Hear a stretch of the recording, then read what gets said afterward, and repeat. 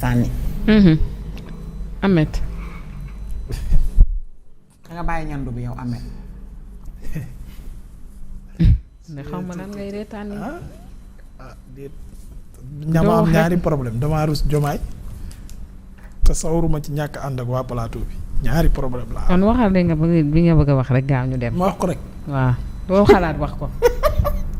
ah gënul ngay tey moom préparé moo siise laa àndal tey. moomoo jotul wax de wala. non mu ngi doon wax ci suuf yi mu doon wax yi mu ànd seeg moom. xoolal Nafi Feuz yow mi tamit dégg naa lu bari nga naan nit la du nit. lan la président de la république. du nit. tiit naa dinaa ko lan la. man dinaa leen wax du nit lu tax du nit. waaw man jërëjëf. xam nga lu tax le président de la république du nit. jërëjëf du nit lan la. kii li muy wax déglu leen Ahmed li muy wax lu important. waaw léegi comme man maa wax du nit. waaw bàyyi ma wax la lu tax du nit.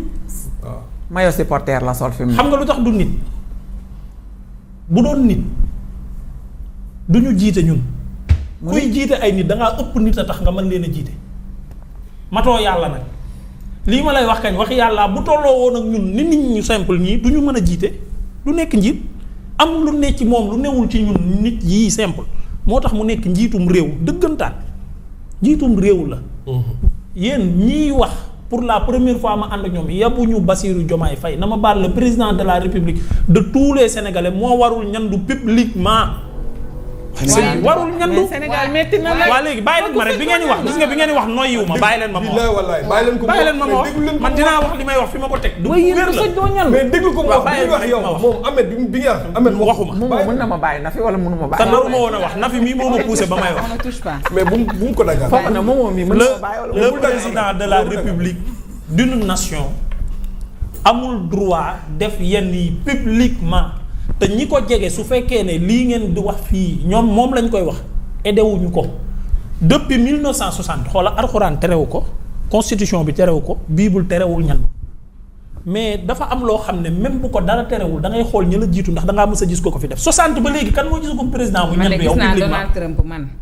non muy dox di non non wëndeelu, non non di non non fa kon xas damay wax tamit. 1930 j'ai pas dit 1930 j'ai dit Président 1960 ba léegi première puissance mondiale. je parle ici au Sénégal 1960 ba léegi kan moo mës a gis un président de la République mu jóg di ñandu publiquement man je te parle d'état d'administration de la diplomatie Nafi bu subaa man mu ndaw mii doonuma dara su ma àndoon ak délégation waa Sébi laa dëkk dem biir xutaan séeréer ñu am fa benn exposition wala benn activité boo xam ne daf may jël toute la journée damay takk sama biir du ma mar ba naan du ma xiif ba lekk xam nga lu tax j'ai pas le droit public bi ñu toog ba pare ma jóg traversé leen di dem di tuuri ndox di laajte toilette da ngaa mës a gis président de la république saw a gën a metti téye saw ci naq moo gën a metti da ngaa mës a gis président de la république bu dem fenn ak délégation ñu ne président bi may leen ko mu dem tuuri ndox lu tax da ngaa yaakaar duñ saf saw duñ soxla seen bopp mais dañ leen ci yar c'est le protocole maintenant si communication d'accord woon naa le président de la République mu dem ba mënatul téye ñandu bi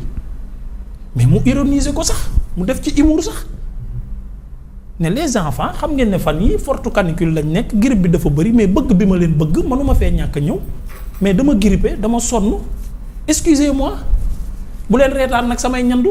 ngeen xëy bindati le président a. non je donne sur le plan de la communication. le président Nafi Nafi lii de la Youssou Ndour lii de la Youssou Ndour naan lii de la Youssou Ndour naan boo defee lii ñu ne la lële nga def la ñu ne la xam lu ngeen bëgg. ma ne ko lii de la Youssou Ndour naan boo defee lii ñu ne la lële nga def la ñu ne la xam lu ngeen bëgg. ma ne Bassirou Diomaye Faye bu fekkee mu ngi seetaan émission bi laa wax il est le président de tous les Sénégalais man laa wax man mu ndaw mi ak yéen ñii di toog ci plateau bi vous n'avez pas le droit toog fii nii ci plateau bi di ñandu ñëpp di leen gis waxatuma la ak seen président de la République loolu na ko xam moom bu fekkee xamu ko woon na ko xam à partir d'aujourd'hui ni mu améliorer communication améliorer yeneen ak yeneen na ci boole loolu c'est pas la première fois au début gis nañ fi benn image am muy def geste boo xam ne rafetul mu viral ñëpp a ko ñaawlu woon boobu dama ne woon c'est le début peut-être xamagul wala toogagul bu baax ci état mais mënuñu toog à 2 ans nga nekk un président de la république ngay ñandu publiquement looluy dëgg na ko soigner beneen yoon bu demee ba jàpp ne mënut koo téye na toog mais un président de la république dafa am des gestes yoo xam ne tooginu président sax dafa am nu mu war a mel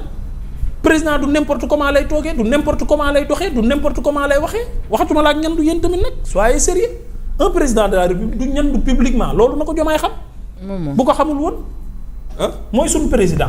dégg nga moom suñu président dafa ñu war a respecté ñu respecté ko Ahmed waxal nga seytaane nga yow. non en fait man damaa jàpp ne. waxalal sa bopp Ahmed boppam la waxal. oui waxalal sa non bopp. dañoo bokk xalaat bi muy wax ci suuf xam nga bi ma naan mënul woon bañ a ñëw.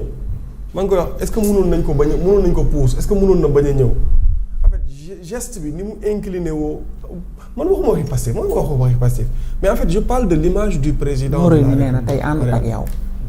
waaw loolu noppil man en fait je parle de l'image du président de la République c'est-à-dire c'est inédit on n'a jamais vu ça.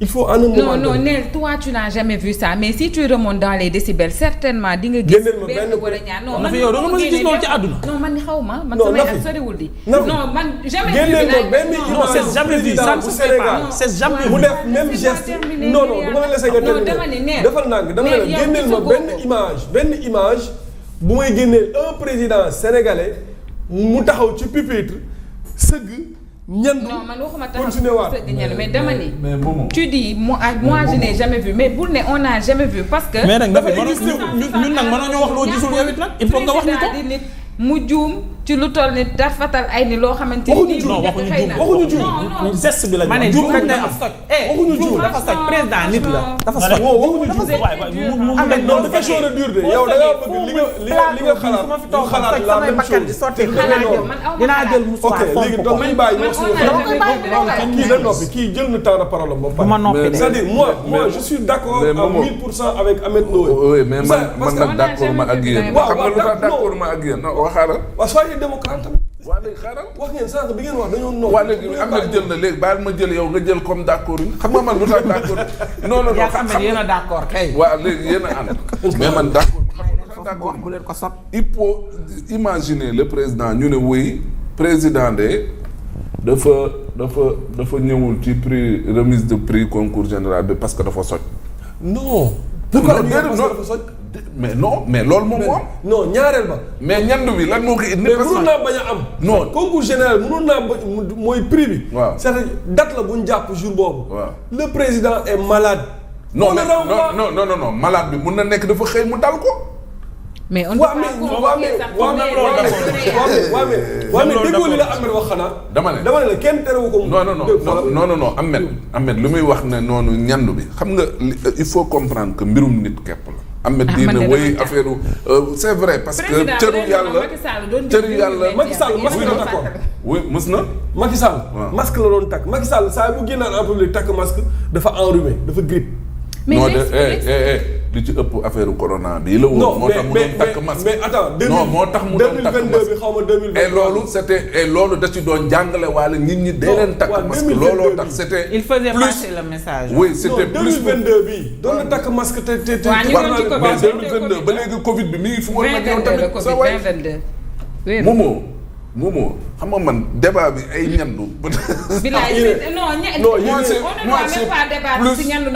parce que xam nga moo tax ñu ciy débat parce que c'est le traitement qui est très méchant et puis xotti war maam la jël loolu comparé ko ak yeneen yi fi jot a jaar nee nañ keroog coroxaar nañu may ko ndox nee nañ keroog soñ na wàcc ñenu mais il faut être un peu indulgent avec le président. On ne doit pas être indulgent avec un président de la République. L'image du président de la République est sacrée, nom de Dieu. Mais c'est un être humain après tout. Non, il est le président de la République. Mais dites-le. Le père de la nation. La nation.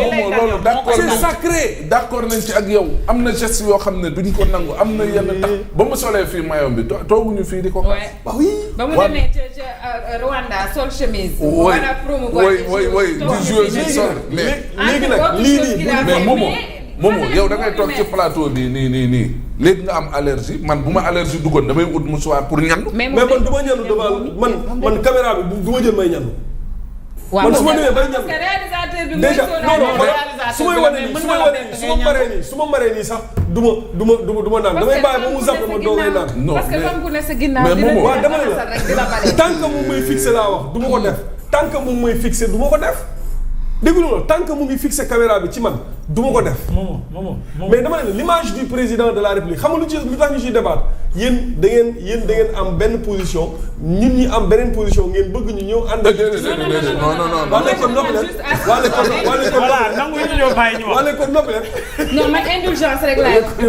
non dama lay wax. dama la bàyyi indulgence. non mën na nekk du yoon. mais qu'on soit indulgent, qu'on soit très méchant et dur avec moo may maanaam président de la République bu maye tànk moo maye tànk de la République. bu ñandul woon bu nekk débat boo ñandul. parce que xam nga moo tax bu ñu exigeant wul ci moom il va pas nu mu tuddati ni ñu koy waxeeti du am performance c'est-à-dire du dépasser stade bi pour yegg ci benn stade bi muy doogee commencé dañ ko doon critiquer ci lu bari mais critique yooyu noonu tax na lu bari mu changé ko ba ci soloom sax léegi changé na ko ak doxalim ak toogaayam ak ni muy xoolee mais yooyu critiques yi moo ko may mais suñu ko seetaanee ñu ne noonu lii du dara garaawul mais il va désacraliser l'image du président de la République. jëlal maanaam ci dafa feebar bi ñun dañuy jël suñu xaalis. di ko ci fay jox ko ci ay privilèges ba pare tànn médecins yi gën a xarañ ñu nekk à sa disposition.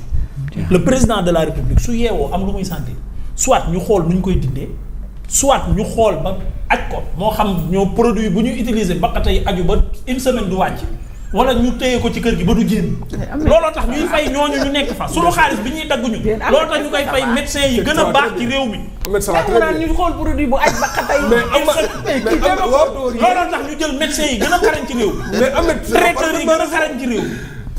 diététiciens yi gën a xarañ ci réew mi. mettre ko à sa disposition 24 heures H. looloo tax buy génn ambulance topp ko looloo tax fu muy dem médecin topp ko looloo tax chaque fois bu yeewoo ñuy xool santéem looloo tax.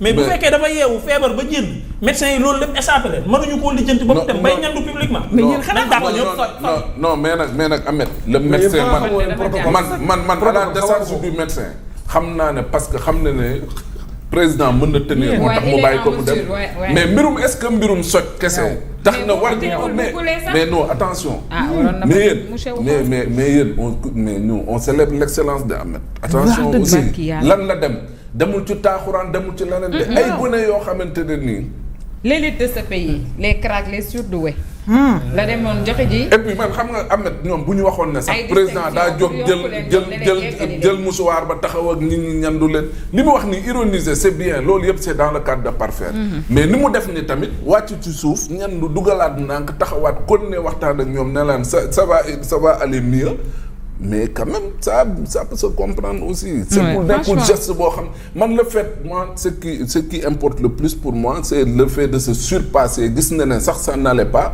mais rien que pour ces enfants là jox leen mbégte. wan leen ne on célèbre l'excellence que Sénégal dafa bëgg. ñun d'accord nañ li ngeen di wax de yéen yéeneen d'accordul ci li ñuy wax mais ñun d'accord nañ li ngeen di wax.